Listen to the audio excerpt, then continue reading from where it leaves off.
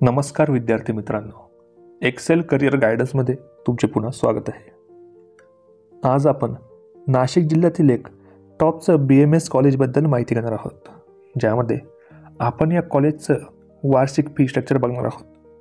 त्याचबरोबर hostel, mess, त्यासोबत इतर डिपॉझिटचे चार्जेस आहेत, त्याबद्दल देखील आपण या व्हिडिओमध्ये माहिती घेणार आहोत।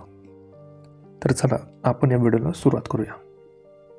तर आज आपण श्री सप्तशृंगी आयुर्वेद महाविद्यालय, जे की नाशिकमध्ये आहे, याबद्दल माहिती घेणार आहोत।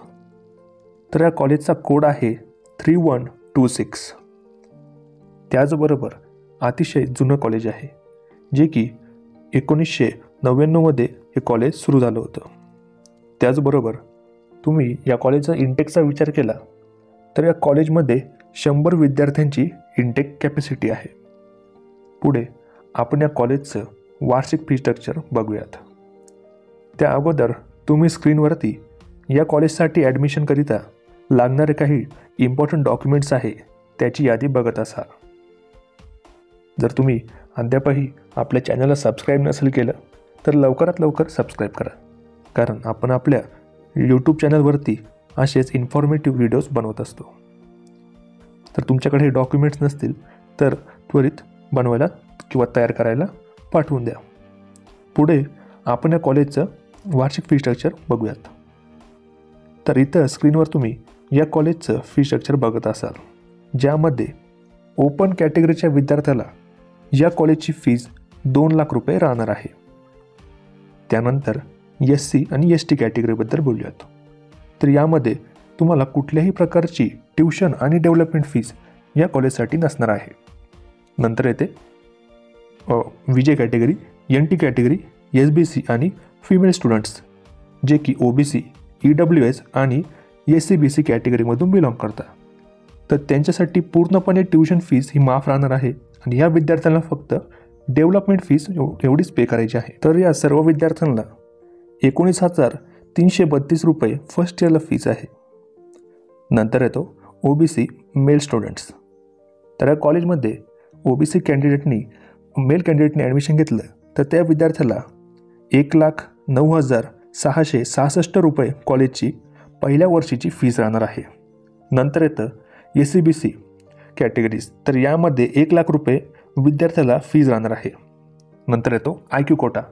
तर या कोट्यामध्ये 3 ते 5 पट फीज कॉलेज तुमच्याकडून आकारू शकतं। पुढे जे आहे तर ते युनिव्हर्सिटी चार्जेस वगैरे आहेत, तर ते रिस्पेक्टिव्हली जे पण कॅन्डिडेट्स आहे, समजा तुम्ही मॅनेजमेंटमधून घेतला असेल तर त्याची फीज किंवा जर तुमची कॅटेगरी वाईज फीज तुम्ही इथे बघू शकता। नंतर आहे जे डिपॉझिट्स आहेत त्याबद्दल आपण थोडं बोलूयात। तर यामध्ये प्रत्येक कॅटेगरीसाठी तुम्ही स्क्रीनवरती बघू शकता की किती फीज कॉलेज हे तुमच्याकडून आकारत आहे। हॉस्टेलसाठी विविध प्रकारे तुमच्याकडून एक्स्ट्रा फीज देखील घेतली जाते। काही कॉलेजेसमध्ये हॉस्टेल कंपल्सरी नसते, त्यामुळे तुमचे खूप सारे पैसे इथे वाचू शकतात। जर तुम्ही व्यवस्थितरित्या काउन्सिलिंग केली तर नक्कीच तुम्हाला इथे फायदा होणार आहे। पुढे आपण या कॉलेजचा जो DD आहे तो कुठल्या नावाने वगैरे इश्यू करायचा आहे हे बघूयात।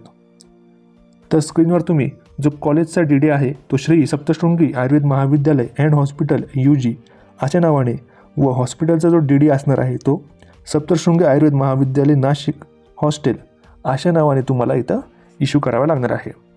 तर हे कॉलेज अतिशय जुनं आहे व खूप रेप्युटेड कॉलेज आहे। त्यासोबत नाशिक शहरातच असल्याने तुम्हाला इथे पेशंट फ्लो देखील खूप चांगल्या प्रकारचा बघायला मिळणार आहे, व एकंदरीत तुमची प्रॅक्टिस आहे ती खूप चांगल्या लेवलची या कॉलेजमध्ये होणार आहे। निश्चितपणे तुमचं बजेट असेल तर नक्की या कॉलेजचा तुम्ही विचार करा। तर तुमचं बजेट खूप कमी असेल तर तुम्ही आम्हाला कॉन्टॅक्ट करू शकता। तुमची व्यवस्थितरित्या ॲडमिशनची जबाबदारी आम्ही घेणार आहोत आणि तुम्हाला एक सिक्युअर सीट आमच्या कन्सल्टन्सीद्वारे दिले जाईल। तरी आपण भेटूयात नेक्स्ट इम्पॉर्टंट व्हिडिओजमध्ये। धन्यवाद।